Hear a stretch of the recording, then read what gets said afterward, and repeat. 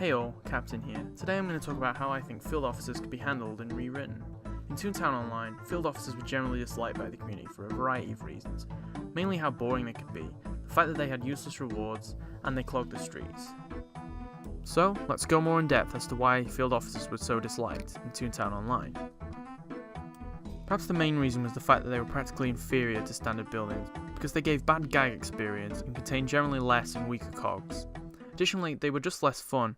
However, given how useless they weren't really a neutral part of the game, but more of a negative part, because of the fact that they took up spaces for the more desirable cog buildings, which in turn led to a huge pile-up of field officers on the streets.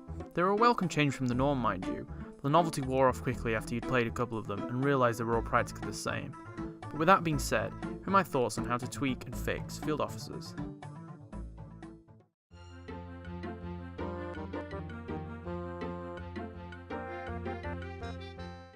The title's pretty self-explanatory here, and this is an obvious one, but field officers need to have tasks dedicated to them.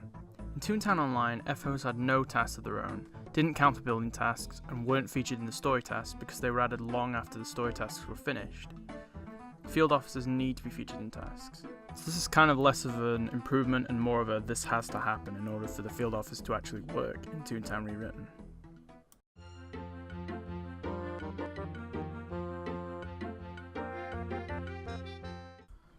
One other way field officers could be made a little more interesting is by mixing the minigame up a little.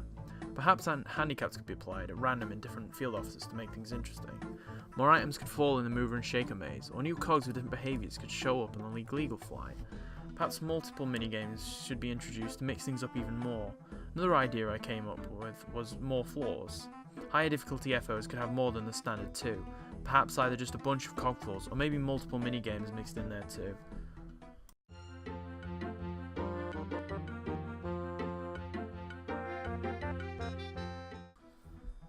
I think it's supposed to be from Toonfest or something like that, where the TTR team were talking about the idea of having field officers able to take over Toon HQs in the street, which is a pretty interesting idea. Just thought I'd put that forward. Twist is that the field office would function like 4 separate buildings, requiring all 4 sides, each one would have a lift, to be defeated before crumbling. Though I'm assuming this would probably make them quite rare, so personally I think adding both FOs in different capacities would probably be the best option in this game. It's an interesting idea, and it'd probably provide a new layer of fun and difficulty to the game.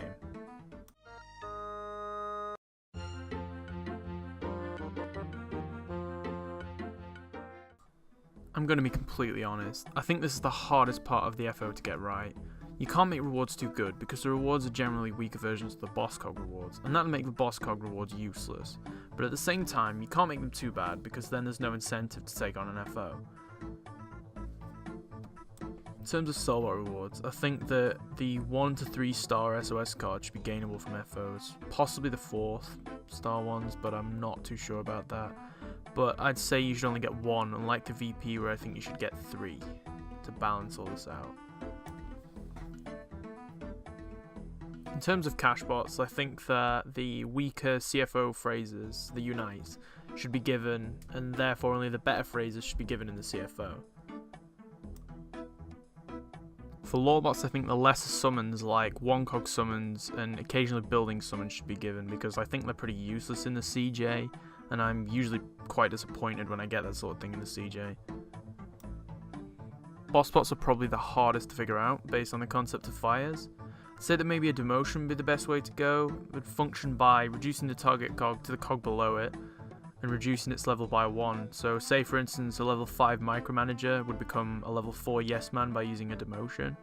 Additionally, the reward could be randomized between that along with some kind of suspension notice that would cause a cog to leave the battle, and a notice of redundancy or dismissal which would function exactly like a fire but only be usable against level 6s and under. In order to incorporate this, the tab that says fire would be changed to say notices, and you would be able to choose which notice to use. That's all I have for today, guys. I appreciate you taking the time to listen to my ideas on this. Let me know in the comments what you think should be done with FOs, and let me know if you think my ideas are feasible. Next time we'll be back with ideas for new FO minigames and how they could work. If you want to talk to me on social media, my Twitter account is @thebumblecrash. See you next time, guys.